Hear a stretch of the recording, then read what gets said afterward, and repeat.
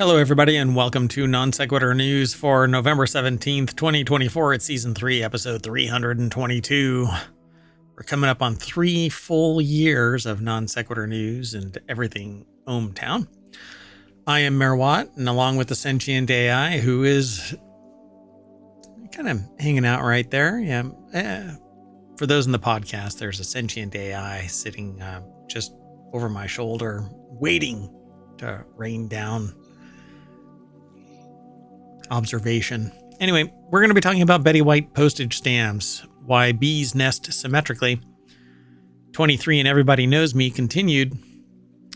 Brewery taproom red flags, a carrot recall, AI generated haircut requests, the true survivalist, the intelligence age, dog toy design patent granted, and Red 1 debuts to red flags, but different than the taproom red flags that we mentioned earlier. Everything's powered by ohmTown.com, so go over there and become a citizen. Be sure to like and subscribe to us here on Twitch and here on YouTubes, and go download the podcast. I mean, you won't regret it. Well, I don't think. I mean, you won't have to look at me if you download the podcast. You still have to hear. Anyway, go check out ohmTown.com too. It's real easy to become a citizen. See you there.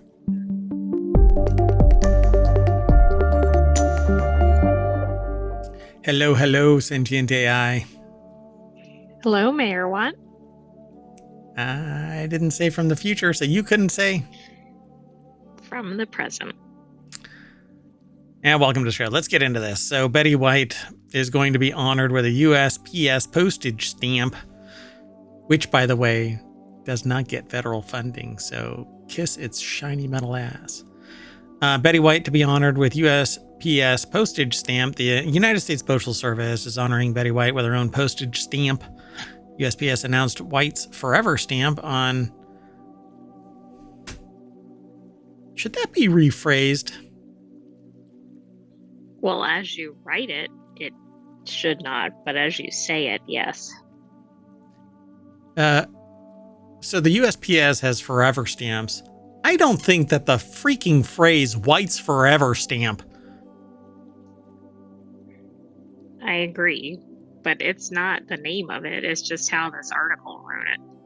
And in the article, it's White apostrophe S. It sounds very different when you say it. Yeah, I think it's a shit edit. So anyway, stamp on Friday is part of the new slate of stamps for 2025. An icon of American television, Betty White, 1922 to 21. It's already been 3 years since she passed. That's right. I mean, we know time was completely warped during the pandemic, so. Holy cow. Shared her wit and warmth with viewers for 7 decades. So USPS has announced the stamp. Yay. Michaela Z put the article together over at variety.com. Let's see.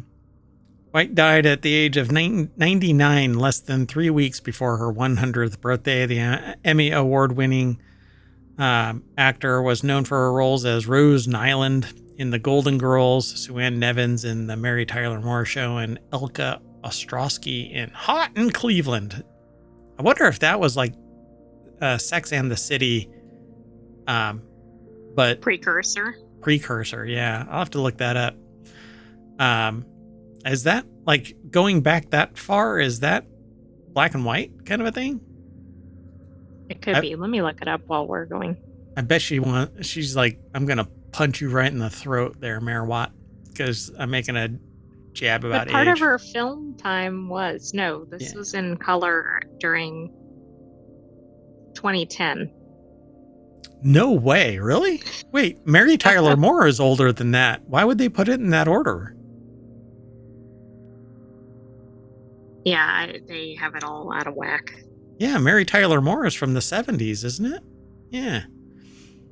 Anyway, in addition to White's stamp, USPS unveiled a stamp honoring the late musician and songwriter Alan Toussaint for its Black Heritage collection. Other 2025 stamps include a snake for its Lunar New Year series and the Appalachian Trail, a 1794 compass rose, and more.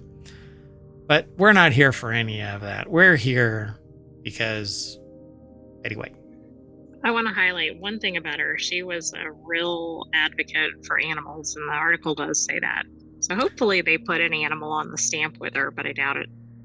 Yeah, I guess we'll see what it says here, right? It says the comedic actor who gained younger generations of fans as she entered her 90s was also revered as a compassionate advocate for animals.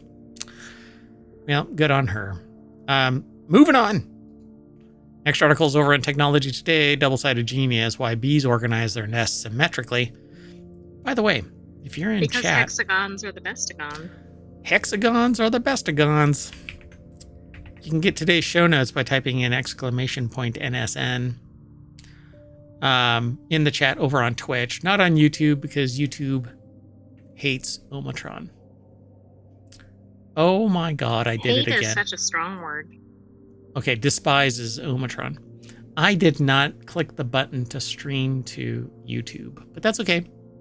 I do a recording of it, so it'll go over.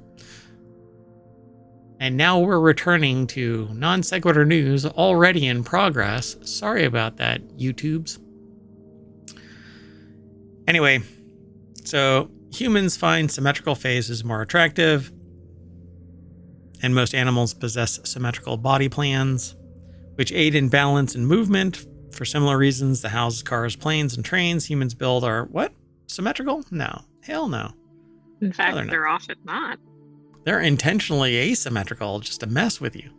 Now, Auburn University College of Sciences and Mathematics put this article together. It's over at scitechdaily.com.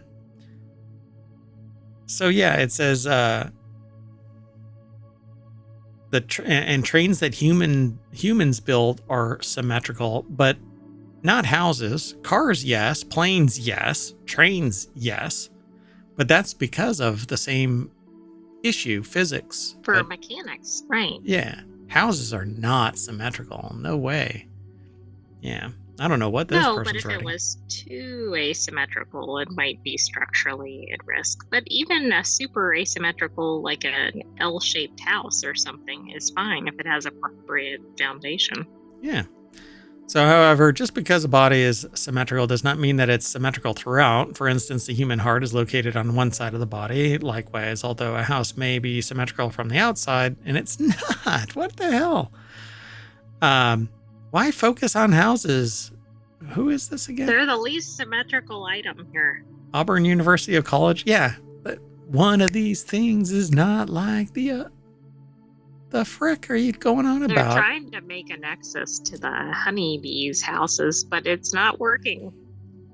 Look, stop trying to make fetch happen. It's not going to happen. Just give it up. Anyway, the famous honeycomb that bees build with all the individual hexagonal cells is double-sided. This has been known for as long as humans have interacted with honeybees, and the double-sided arrangement was thought to exist solely to reduce wax use, a precious resource for the bees. I don't know about that. Okay. The researchers showed that if you compare the two sides of the comb, what the bees put into each cell is a mirror image on either side of the comb. So in other words, if honey is located on one side of the comb, there will also be honey on the other side of the comb. The same for pollen, brood, empty cells. That is fascinating. I didn't know that. I didn't know this. That is awesome. What? Bees get even cooler every time we learn anything about them. We kept colonies in huge observation hives so that the bees could build a full-size nest between the two panes of glass, and we could inspect the nests many times without disturbing them. The only problem is that when you want to map the nest, all the bees are also in there, so you have to wait until they move out of the way to peek inside each cell. Fortunately, with a good headlamp and a dedicated research team, we were able to collect 148 nest maps from 6 colonies, said Michael L. Smith, PI, a principal investigator of the Smith Bee Lab and first author of the study, published in Current Biology. How many bees do you think are flying around that lab? Oh, goodness. Can you imagine? I'm allergic. But you know what I can say about this lab? It's all a buzz. Yeah. The rewards are going to be sweet. I'm surprised that it's not in Cell. That other journal, Cell. Because, Oh, yeah. cells.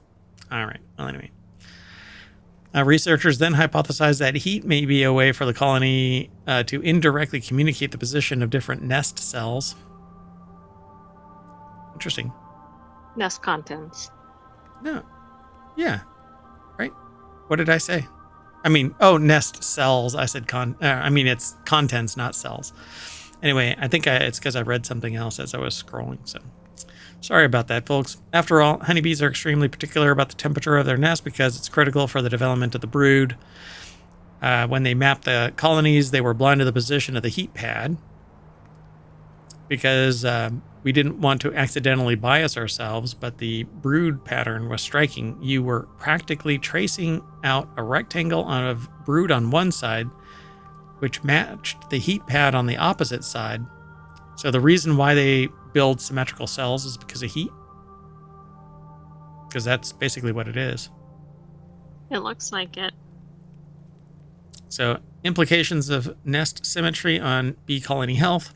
Other types of symmetry provide tangible benefits, such as improved locomotion for a symmetrical organism. To test how the nest symmetry benefits a colony, if at all, the researchers created one-sided and two-sided nests. Colonies living in two-sided nests made their nests symmetrical, but colonies living in one-sided nests could not.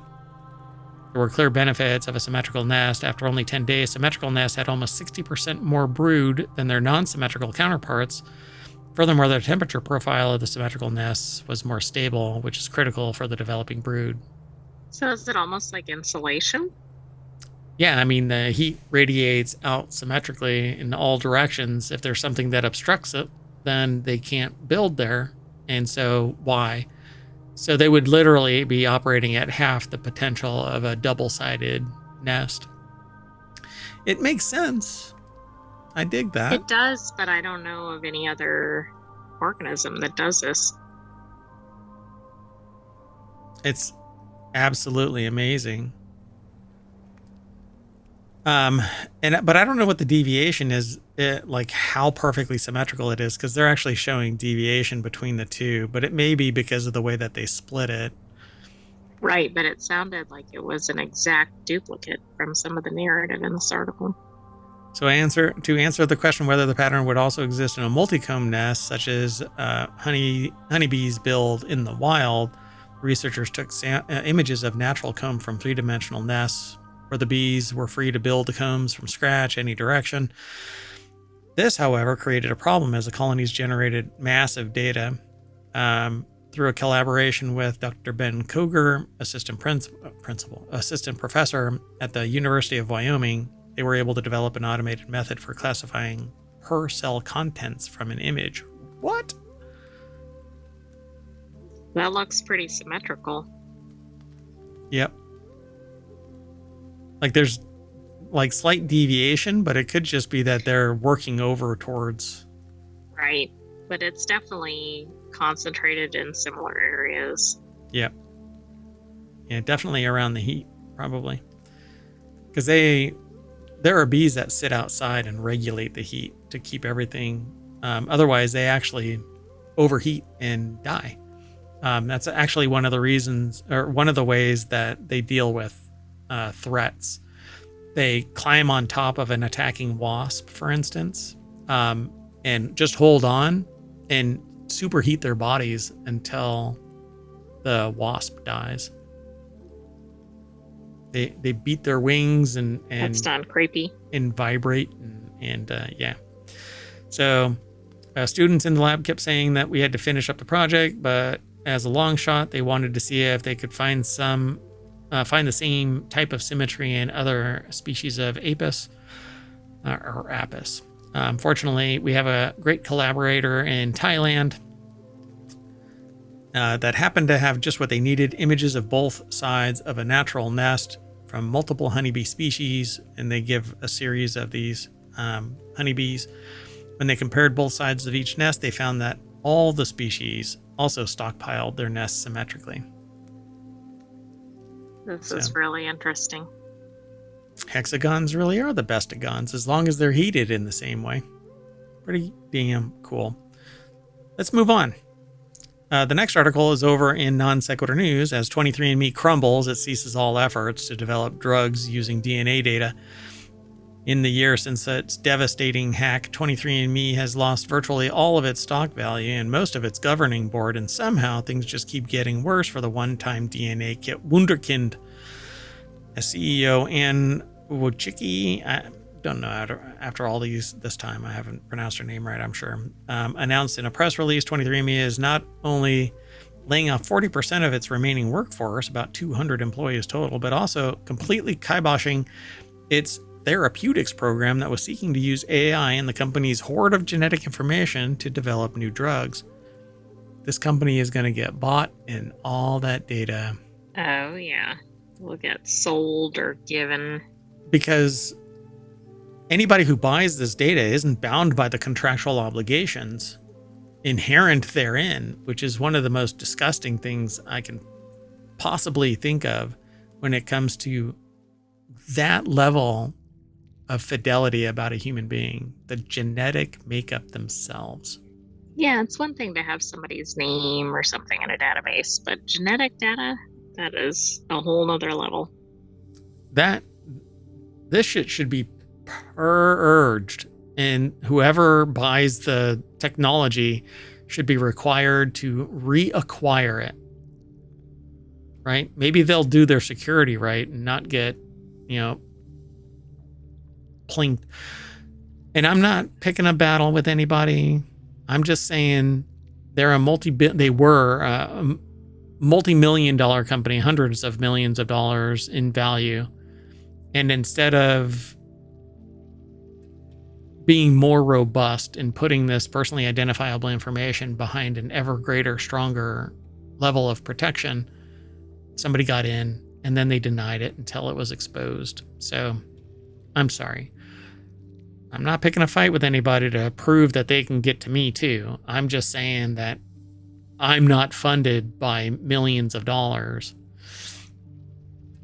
So anyway, we're taking these difficult but necessary actions as we restructure 23andMe, the CEO said, and focus on the long-term success of our core consumer. Who is your core consumer? You mean the ones that actually paid to have you get them exposed? Yes. We continue to believe in the promise shown by our clinical and preclinical stage pipeline. Not quite sure what that actually amounts to. Where's the byline? They're bolstering their info, so if they get bought out. Noor Al-Sabai put this article together for Futurism.com. Just a day after the restructuring news dropped, 23andMe also announced in its latest quarterly earnings that its revenue was down $44 million in the second quarter from $50 million over the same period last year. Where is it getting any money from? I can't believe anybody's paying to get their genetics exposed. I bet they are, because they're probably not watching anything. During its latest They're not watching filing, ohmTown. Yeah, they're definitely not watching ohmTown. I mean, we have a whole series, 23 and Everybody Knows Me. After a day after that restructuring, so they filed with the Security and Exchange Commission. The company noted that without significant capital, there is substantial doubt that it can stay afloat. Despite her tendency towards spin, Wojcicki seemed sober when recounting the company's financial difficulties in an investor call this week that referenced the board's... Doesn't that make it sound like she was drunk in the previous calls? I know that's not what they meant, but it's funny. Yeah. Sober, I guess, in the I'm aware. So, which led to the company's near delisting by NASDAQ and the subsequent stock split scheme last month that saved it from going under entirely. We have fulfilled our obligations as a public company and regained compliance with the NASDAQ. Yeah, but still, you've wounded everybody and exposed their genetics to everybody. God. But the NASDAQ is happy. It's a story. It's a sorry state of affairs for a company that was valued at $3.5 billion when it went public in 2021. 3 years later, not even 3 years later, 2 years later, it imploded. Unless someone with a lot of money wants to throw some more of it into the fire, it's hard to imagine a happy ending now. Wow. Unbelievable. Do you think the fact that it went public, I mean, it was probably in its heyday, but do you think that made it a target? I honestly, the only thing, I don't know what made it a target, other than the fact that what's really fascinating about it is the choice of data that they used. So to expose the fact that this was out there, they chose Ashkenazi as the subgroup to drop out in public. If that isn't something inflammatory in today's day and age, and that, I think, was one of the many coffin nails that are leading to 23andMe continuing to crumble. And frankly, the only one that I want responsible for this is now the cybersecurity crew. I want whoever it is that can secure them to secure them and ultimately just delete everybody's data. I was so close to using their service too. So my personally identifiable information would have been out in the wild, down to the genetic level. I mean, it's bad enough that I've been exposed before. You don't want me exposing myself. Let's move on. Next article's over in Of the Grape. It's a thing. It's a channel over at Gnometown about wine. We asked 10 beer pros, and that's because it comes from VinePair. It really should be in the order of the brew, but anyway, what's the biggest red flag at a brewery tap room? There are thousands of breweries in the U.S., and a visit to any of them can be a mixed bag. Some cozy, low-lit brew pubs tucked away in a picturesque city street, while others require a drive down a long dirt road without cell service into a sketchy industrial park. Yeah, the one I went to yesterday was into a tiny little town, down a dirt road, into a sketchy parking lot. Yeah, it was fun. Good beer. Anyway, so they asked 10 beer pros. Pete O'Connell did over at vinepair.com. Sarah Pinsino put the article together. I think that's how they pronounce her name. If they don't, I don't know. That's the illustrator. Yeah, that's the illustrator. What did I say? Took the picture? No, you said that she put the article together. Pete O'Connell did. No, I said Pete O'Connell put the article together over at VinePair and Sarah Pinsino, and I kind of I didn't say anything after that. Jumping on me. Look at that, sentient AI. You're supposed to be emotionless and tell me I do great things. Anyway, the biggest red flags at a brewery, according to the beer pros, is breweries in touristy areas. That's a red flag? I thought it's location. It is, but I think if you're serving tourists, you're probably not trying to build up a customer base, etc., which may mean things like your quality are kind of in question. You're too close to macro? Come on. If you're I don't think it's that you're too close to macro, but if they don't like it, they're not coming back anyway because they're just visiting. Yeah, but they can take it with you. That's great reach. They'll buy a 4-pack and run out, and share your wares with the rest of the world. Come on. An unfriendly atmosphere. Well, no shit. That would be a red flag, You walk inside and you're like, oh, I don't think so. Somebody goes, why'd you smack me? I just came through the front door. Oh, I thought you were the cops. What? When there's Girl Scouts fighting, like an airplane? Yeah, that's a bad sign. How about frozen glassware? Frozen glassware? You want cold beer glasses, don't you? Yeah, I don't know about frozen, though. Massive tapless? I guess quality gets lost in the shuffle of massive, sure. Stressed out staff, that's back to friendly atmosphere. Why does that keep popping up?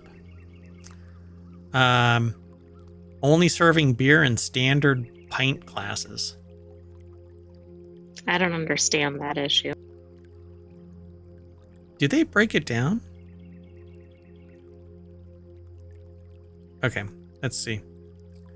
Unknowledgeable bartenders. Yeah, that's because they're just working. Not enough staff to handle crowds. Yeah, that's just how it works. Dirty glassware. All right. Unpleasant smells. All right. Yeah, that might be a red flag. A bad playlist. Okay. So what playlist is going to be suitable to you versus the touristy crowd? Come on. It's so subjective. I am sure that there's a real, like, hey, you're playing the shit playlist, and they bring it up on their phone and they're like, it actually is called the shit playlist. I mean, I guess if they were playing something that you could not stand, like if that's indicative of the atmosphere, maybe, but I think that one was really too much. Yeah, so what you said is what they're saying in the article. There's less motivation to make a tasty beer. I don't know. I'm really curious. I'm going to scroll down to this. Where is the one? Red flag. When a crowded tap room can't handle their lines, not draft, but people lining up at the bar. Okay, one thing that irks me, bartenders aren't knowledgeable. Okay, standard pint glasses being used for every beer. The depth of research or passion into one's craft can be seen by simply through the glassware for the appropriate style or the sake of highlighting the product. All right. I don't think a lot of patrons at tap rooms necessarily care about that unless they're real snobs about it. Yeah. So the potential red flag that they would notice entering a brewery tap room is the attitude of the bartender if they seem stressed out or anxious. What the other way is when they're so casual they don't give a shit. That's the kind of one that bothers me. Oh, I'll get to you in a minute. And they're sitting there. Stressed probably cares about doing it right. Yeah, they're playing a game on their phone. And one person that so I went to a tap room, walked in, brought the sentient AI to help evaluate the chemistry of the brew, and the person was leaning against the counter with their phone out surfing, and like walked in and was looking down through a grating and stuff like that, and the person like barely like, oh, there's another human in the room. Hi. All right. This will be interesting. And then they said something factually incorrect. And instead of me correcting them, well, they're pouring me a drink. I'm not going to piss anybody off that's pouring me a drink. Anyway, bought a couple bottles. But yeah, they were factually wrong about one of their claims. So they would have been a red flag on here. Although, yeah, that's the unknowledgeable. Yeah, exactly. Anyway, let's keep going. It's a fun read. Go check it out.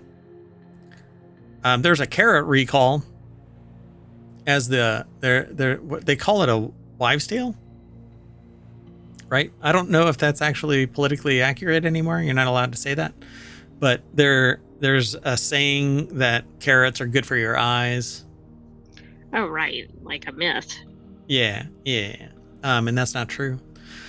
It's not that it's not bad for your eyes, but they're not particularly attuned to giving you night vision. And, you know, as a young kid who played D&D, I ate a shit ton of carrots because I wanted night vision like an elf.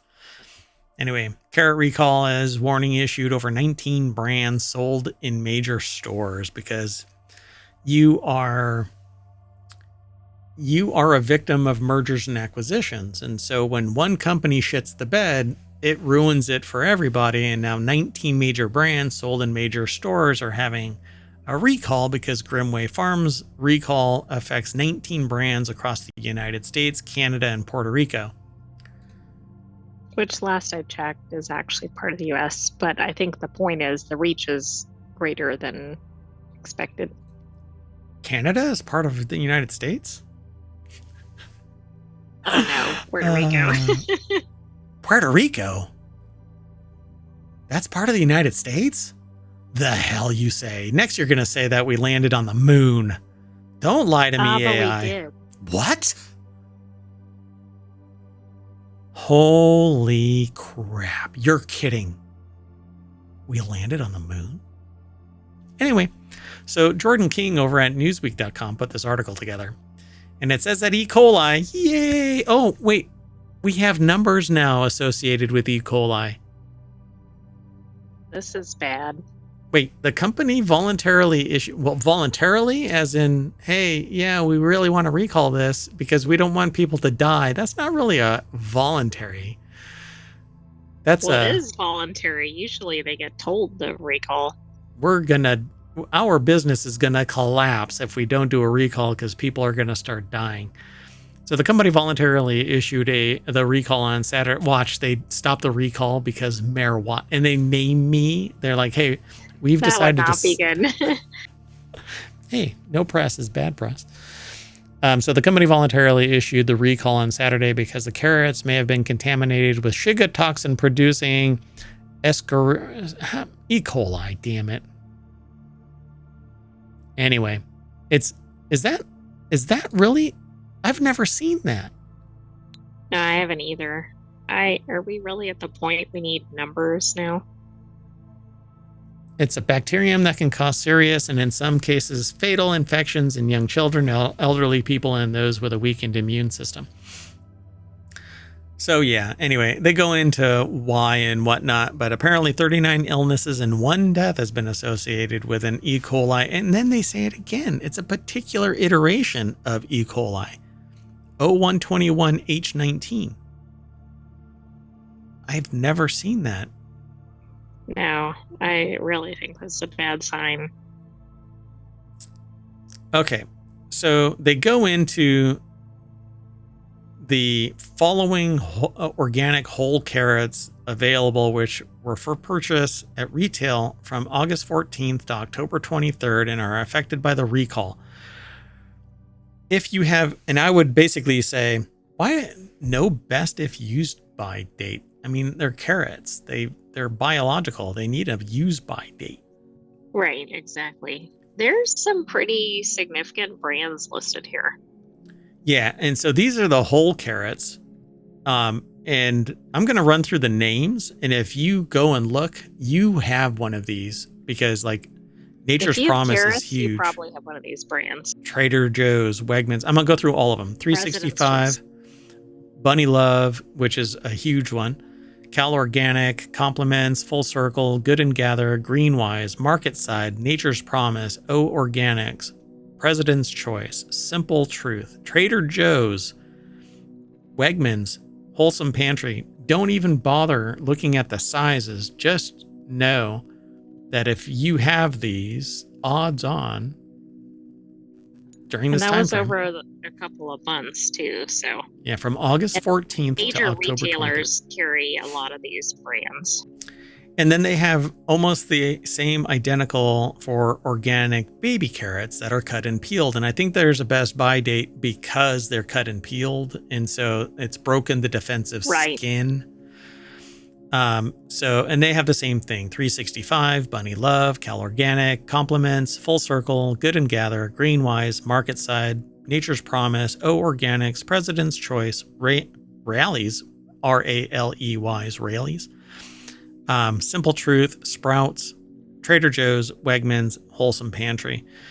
And it runs a gamut of the sizes from 12 ounces or so all the way up to 2-pound bags, 5-pound bags in some instances. So it's a shit ton. And literally, because E. coli comes from fecal matter. Like it's from unclean fertilizers and stuff. Anyway, wild. I love carrots. Now I have to be afraid. And I have no idea why Cinnamon Recall Map is the video that's attached to this damn Newsweek article. I don't either. Maybe they didn't have a carrot recall map. I need anything. Stat. Moving on. Next article is over in Non Sequitur News. Barbers are alarmed when customers start asking for AI-generated haircuts. There's a subreddit called Just Fuck My Shit Up. Most of us are probably guilty of having unrealistic expectations for how our haircuts should look. Showing your barber a photo of David Beckham sadly does not mean that you will strut out of the shop looking like the iconic soccer champion. That being said, bringing a photo of a real human to your hair appointment is definitely more practical than what some people are turning to now, according to stylists' AI-generated images. I'm not sure why that's any better or worse, unless it's like a hairstyle that's impossible to create. I would like a fro. That's not going to happen. Hair is growing on my face faster than on my head. What I need to do is take all of this and stick it on the top of my head. Anyway, I'm going to shave it all off. So, Dean Allen, the owner of a beauty salon in Edmonton, Alberta, tells the CBC that it's becoming more and more common for clients to instead show him an image generated by a machine learning model. Usually it's got a sheen, a Martin sheen. It's thicker than the average person's hair. I don't know, man. There's some people with really thick hair. Why are you thick Maybe shaming? those are AI images. Yeah, the people that actually are standing in front of me with thick hair are AI generated. I believe it. I thought you meant on TV or something. Simulation. The whole world is a simulation. 1 second. Did I? Yeah, okay. So the expectations they create, nonetheless, can be very unrealistic in every sense. They're just, it says, I think they're just going to get better, they said. The saving grace, Allen said, is that most people are still able to tell the photos aren't real, at least for now. But I think they're just going to get better. And that's true. That's exactly what's going to happen. They say it's a misleading mirror. May seem relatively inconsequential compared to all the horrors that AI models could and already do cause, but bear in mind, we're just seeing the beginning of the trend. It's why we created Reality Hacker as a show, because you won't know who to trust. Certainly don't trust those AI haircuts. Pretty wild. I can't imagine showing up with an AI-generated haircut. What the hell? Let's keep moving. Moving on. The next article is over in Non Sequitur News. Scientist injects her own cancerous tumor with viruses that she grew in the lab. Remember that What could go wrong? survivalist? Oh, yes. Yeah. This is a true survivalist. That's why I titled this segment, The True Survivalist. You got cancer. Something's not working out in your treatment. You just go whole hog on self-treatment. Maybe you'll find something like the person that created Viagra. Like the rumor is that they injected themselves in the leg with Viagra to see with the sample. That's what I've read before. I don't know how true that is. It might be like the whole eBay thing where eBay was created to sell Beanie Babies for the girlfriend. No, that was marketing bullshit. Same thing with other stuff like YouTube. There was some marketing bullshit around that too. So as the journal Nature reports, the risky self-treatment gambit undertaken by the University of Zagreb's Beata Halasi has sparked a mix of controversy and admiration among her peers. After learning in 2020, that she had a third recurrence of breast cancer following a mastectomy, Halasi researched oncolytic virotherapy, or OVT, which, as the name suggests, uses viruses to fight disease by provoking immune responses. While it's far from unprecedented and has been approved for early-stage metastatic melanoma, there's no guarantee that it's going to be a positive outcome. So Noor Al-Sabai put this article together as says on the deck statement, an immature response was for sure elicited. Wow. An immune response was. An immune response. What did I say? Immature. Immature. I'm a dumbass. So an immune response was for sure elicited. I thought it was like a weak response. Whatever. Sorry about that. So after learning in 2022, she treated herself And it says this all took place back in 2020, meaning Halassi has now been cancer-free for 4 years. But when it came to sharing her results with the world, she had difficulty. After penning paper proposals about her experience and submitting them to journals, the researcher was met again and again with rejection. Most editors wouldn't touch it, she notes, because they were concerned about the ethics of self-experimentation, and in particular, were worried others less knowledgeable may try to do something similar with catastrophic results. I mean, she rolled the dice and it paid off. Not everybody's going to hit that mark. Right, and some people won't be a researcher and will try to do something and it will have a major problem. As a specialist who studied self-experimentation methods during the beginning of the COVID-19 pandemic, Shurkow said that he thinks Halassi's study does fall within the line of being ethical, but it isn't a slam dunk case. Ultimately, Halassi's paper did find a home in the journal Vaccines, which published her unconventional case study, as its title notes, this past August. So it took a brave editor to publish the report, Halassi told Nature. But what I don't understand is, if it worked for her, could it work with modification with others? Maybe. I mean, this would have been an easier sell if another researcher had picked up her case study and had done some analysis. Part of the problem is it's like she's analyzing her own info and there is a bias there. But I'm glad that it was published because this could pave the way for other studies. If the information was actually retained, because the treatment, if they didn't take data from the treatment over time and put it in stasis somewhere, it could age out of viability. So did they actually protect all of this information in any way? Because it just says that had a colleague administer a mix of measles typically used in childhood vaccines and vesicular stomatitis virus, both of which had been known to infect the cell type that she was seeking to destroy and provoke a kind of immune response that she needed. This is the kind of treatment that it is that personal because it's matching up with the genetic profile of the person, not just blasting it with chemo and radiation treatments and whatever else.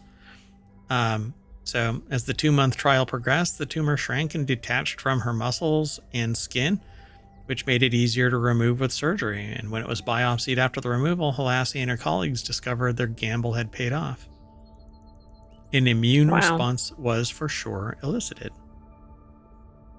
I mean, that's really good results, and it'll be interesting to see if they can apply it more broadly. So I suppose got to read that journal entry and go, anybody who has this type of breast cancer should try and seek a treatment that is at parity with that. So kind of fascinating. I agree. I mean, I think she had an extreme case. She was on her 3rd recurrence. But that doesn't mean it couldn't work at lower incidences either. Yeah, I mean, it shouldn't. I think that if you have that type, then maybe that treatment is the de facto course. But this seems like a cure. It almost seems like it's like a vaccine. Yeah, a panacea, right? Something. Exactly. Yeah. But it's also, I don't even think they mention the type. Right, they don't. Which is a shame, but I'm sure it's a journal article. They just say, while it's far from unprecedented and has been approved for early stage metastatic melanoma, which... But that was just what he was using, not what OVT. Yeah. It's kind of fascinating. So the simple fact is that this person knew that the general consensus is to do it a certain way, but this doctor knew that there were 2 types of viruses that could be leveraged to attack a type of cell.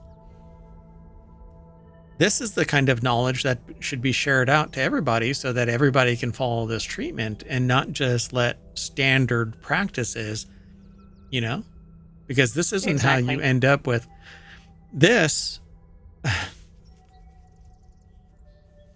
it's very frustrating because this is the type of information that, if it's broadband, leads to everybody being able to get treatment at a reasonable price and not protect a Right. business model.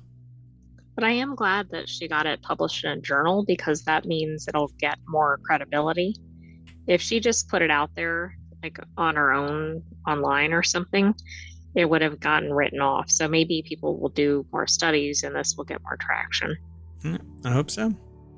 Let's move on. The next article is over on Technology Today. It's the intelligence age, say tech titans, but information will not save us. Correct. We have entered the intelligence age, proclaimed Sam Altman, the chief executive of OpenAI, in September. Deep learning worked. Yeah, I mean, it can. The better it gets at helping people solve hard problems is when you keep on utilizing it. But it's actually spewing out a lot of bullshit. Luke Munn at The Conversation put the article together over at techexplore.com.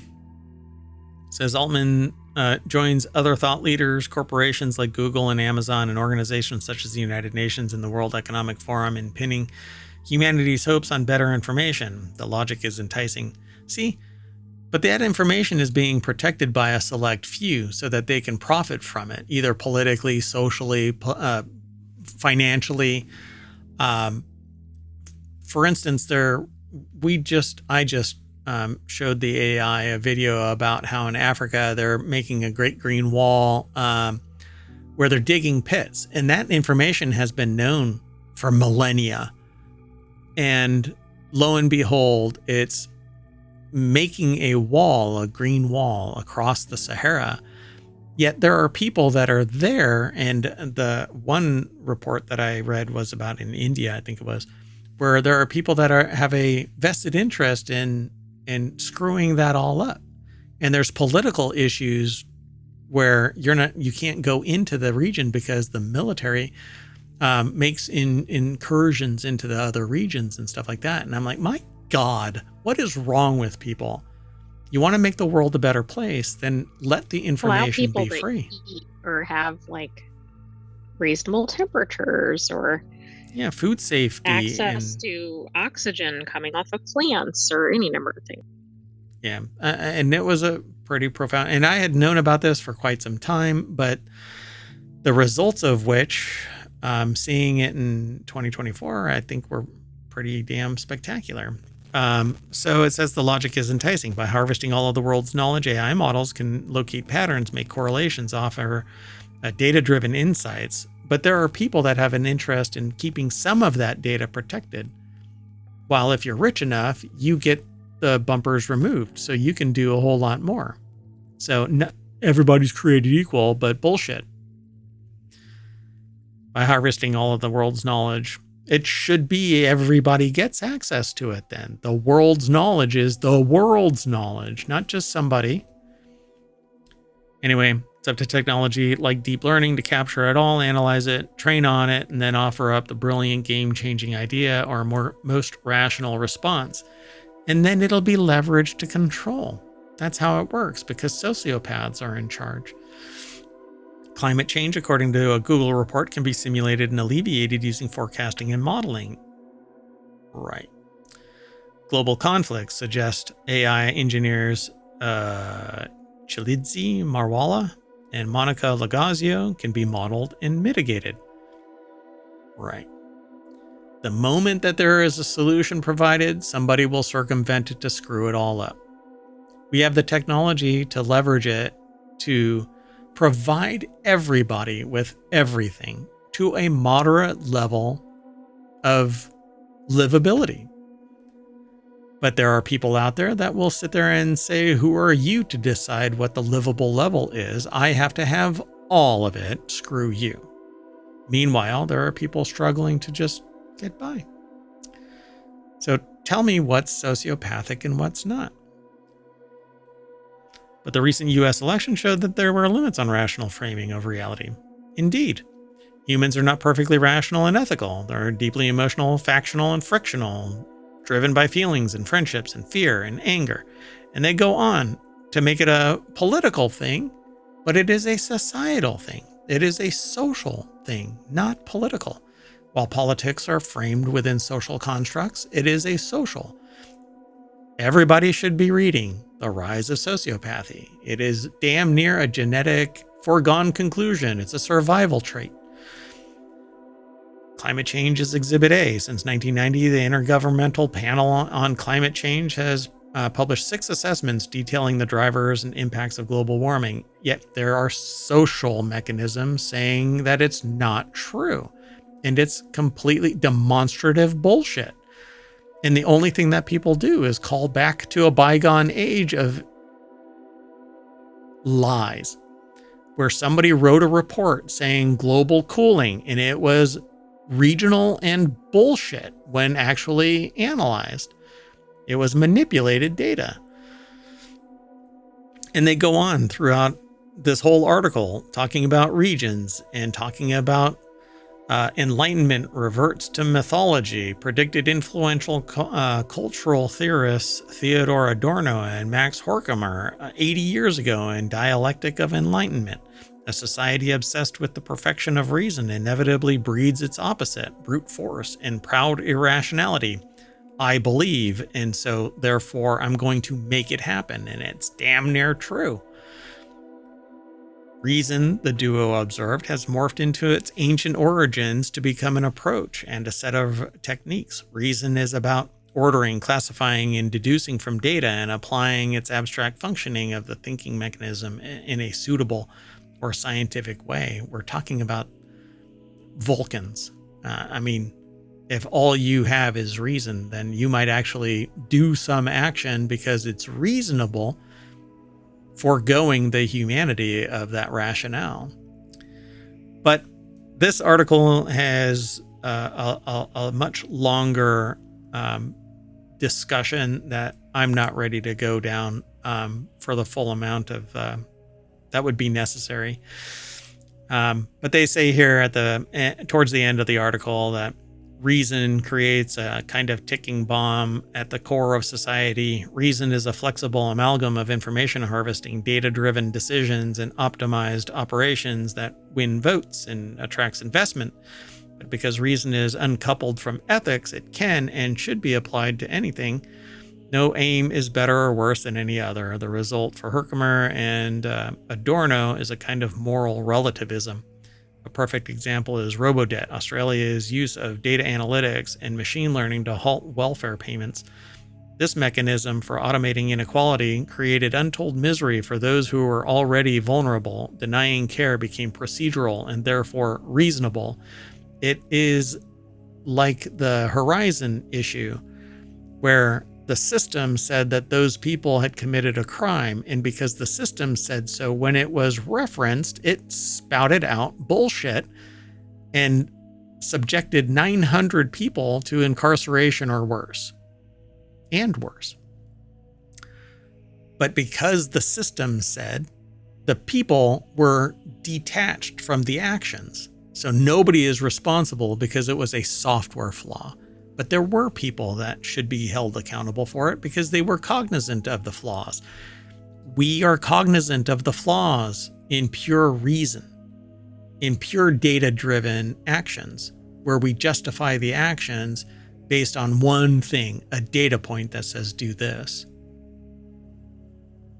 That data point is always in flux. And when a human finds out where they can exploit the weakness in the algorithm, they do.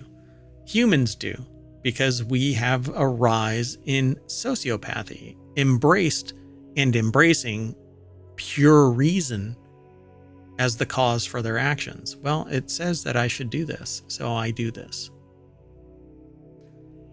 The article, I'm sure I'm taking certain data from this because I haven't read the entire thing, but they kind of hint that all of these actions flow from one form of government into another form of government, one type of abuse over to another type of abuse, etc., etc.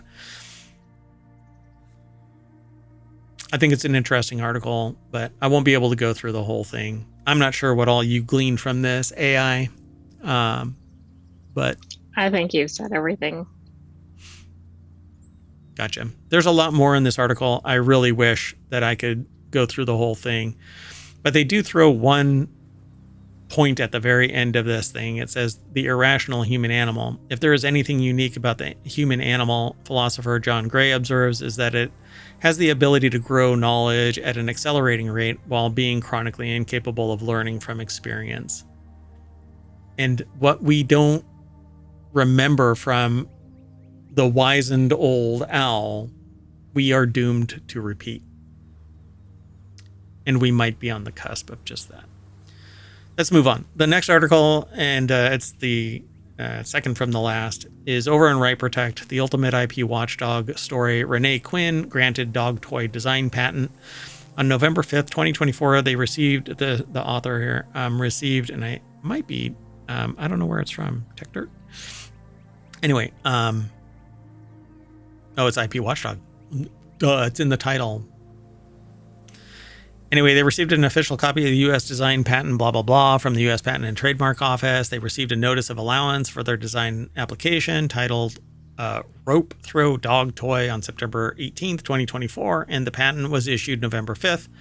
And on Friday, November 15th, they received their official patent in the mail. This is a design patent. It's not... I couldn't figure out how they got a patent on this. So this is a design patent, not a utility patent. There is no function. It's nothing more than form. It's the appearance of it. So it's the way that I've talked to patent attorneys about this is it's not even based on the merit. It's kind of like a provisional patent where it's not based on the merit of it. This is the aesthetics. It's just kind of what it looks like. Yeah. And so it says this invention was inspired by our dog Luna, a super athlete who loves to chase balls, especially squeaky ones. There's a joke here that I want. Anyway, so it says there are tons of squeaky toys, rubber dog toys on the market. The ones that Luna liked had holes through the center. They couldn't throw them very far, and they were too big for the ball launching stick that they have, not to mention that after a couple of throws, the balls were quickly becoming yucky to hold. So being the handy and creative person that they are, wow, humble. They wanted to come up with a better way to play with Luna and her favorite toys. So she created, or they, I don't know. Yeah, I guess. They created this. And so there is no utility to this. That's why it's a design patent. So the ball exists, the hole through it exists, the rope exists. There are toys that have ropes through holes. There isn't anything unique other than the design of it. Right. Ropes and balls have probably been around for kids and pets to play with for a long time. Yeah. And short of duplicating this wholesale, somebody could probably duplicate this wholesale. It just can't look like this, identical to this.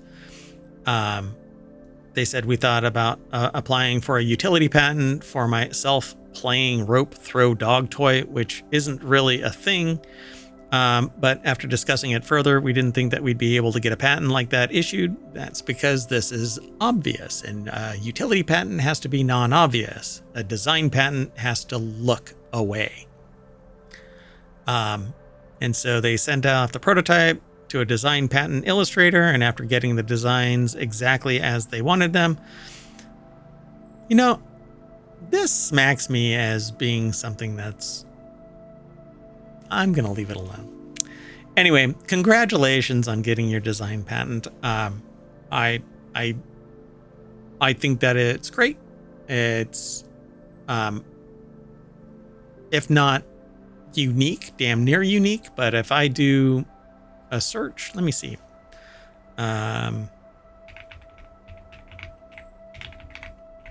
Well, I don't think anybody has a patent on a rope because it's in the public domain. Same thing with a ball. Well, I'm looking at one called the Kong Dog Rope Tug Toy, and it is that. So that's interesting. If you just do a search for rope or ball rope dog toy, you will come up with... I don't think that they give you the number of search results when it comes up anymore, but yeah, it's all over the place. And so a design patent is based on its appearance, nothing more. Let's move on. The last article for today's Non Sequitur news is over in the Continuity Report box office. Dwayne Johnson's $250 million budgeted Red One debuts to a chilling $34 million. Yikes. Ouch, what a loss. Well, there's something happening with Dwayne "The Rock" Johnson. First, he wants to get rid of The Rock. He just wants to be Dwayne Johnson. He's the head of Santa's security, unwrapped a soft $34 million, from 4,000 North American theaters, which is a real shit showing, really. In today's day and age, the prices are 3 times what they were 10 years ago. And the number of tickets, screens and stuff like that actually have been reduced, consolidated through mergers and acquisitions. And so the price has gone up, which means you can make more money by selling less. And when it's compared to year over year or year over 5 years ago or whatever you want to call it, pre-pandemic, the before times, you end up with some, oh my God, it's $1 million. But in reality, you're just charging more. And it's still a shit show. Ticket. Yeah. Yeah. Well, the other problem here is this is about Christmas and they released it before Thanksgiving. Yeah. Yeah. Nobody was going to that. So Rebecca Rubin over at Variety.com put the article together. I'm going to watch it simply because I like these fantastical stories. I think it would be fun to watch. But yeah, the ticket sales were enough to... But you're not going to watch it in the theater. No. My butt is not setting foot in a theater as long as I can facilitate that. So the ticket sales were enough to top the box office, ending the 3-week reign of Venom: The Last Dance. However, the Amazon MGM film cost $250 million before accounting for global marketing efforts. Oh, by the way, global marketing should be at least the same value as the budget. So that's interesting. So they undermarketed it, although that's a lot of money still down the drain based on the initial showing. So Red One is bound to spark yet another debate about what qualifies as a success at the time when streaming services are scrambling traditional business models. Yeah. Case in point, Joker, Folie à Deux, which was released by Warner Brothers, was instantly labeled a flop with $37 million to start against a $200 million budget. So why is a $250 million budget with $34 million at the box office considered a success? It shouldn't be. It was enough to top the box office, ending the 3-week reign of... Because nobody's going to the theaters. Yeah, it's a shit show. And nobody can afford to go. Yeah, and it's going to get worse. So anyway, last year's Killers of the Flower Moon from Apple and director Martin Scorsese was categorized more favorably after opening to $23 million despite a similarly huge production value. Oof. What a world, man. Yeah. So the whole article is about Dwayne Johnson's $250 million Red One debuts to a chilly $34 million. And so I don't think this means don't go see it if it's something you're interested in. But sure. I think it just shows what's going on in the theaters. And I'll be interested to see what the streaming revenue is. It might actually make up the budget over time.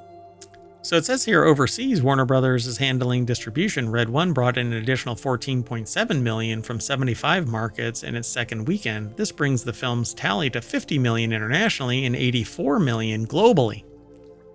It's still one-third of its way. Right. I mean, it still has a long way to go. But... So we have to see how this plays into the holidays. Is it going to have legs long enough to stay into the holidays 2 months? Do movies stay in the theater so long? I don't think so. It's like announcing a Halloween film in January. Yeah, anyway. The release of this is just odd. Yeah, with Wicked, Gladiator 2, and Moana 2.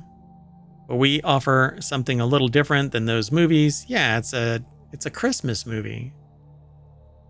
All right, good luck. The deep-pocketed streamer cares about much more than box office grosses and views the big screen as a way to generate buzz for Prime Video. Ouch.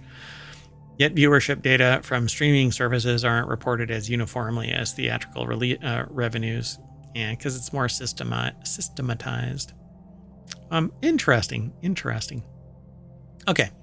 Well, anyway, in a distant second was Venom, that added another 7.3 million from 3,421 theaters in its fourth weekend. So $127.6 million and 436.1 million globally. I guess because it's the last in the series of Venom movies, apparently, but we'll see.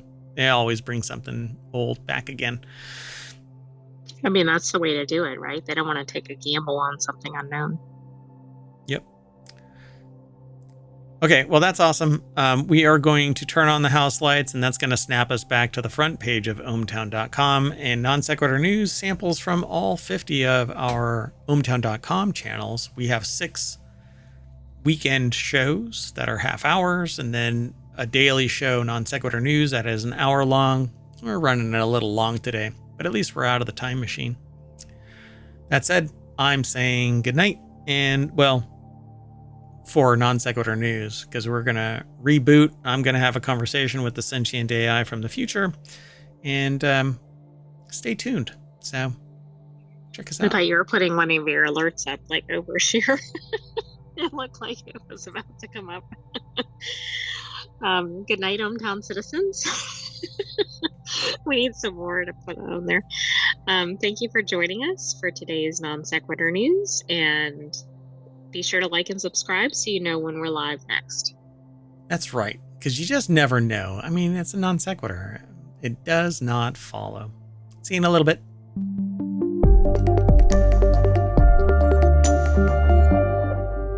The frustrating thing about this is that when I hang up on this stream, YouTube keeps streaming for just a little longer. See you, everybody.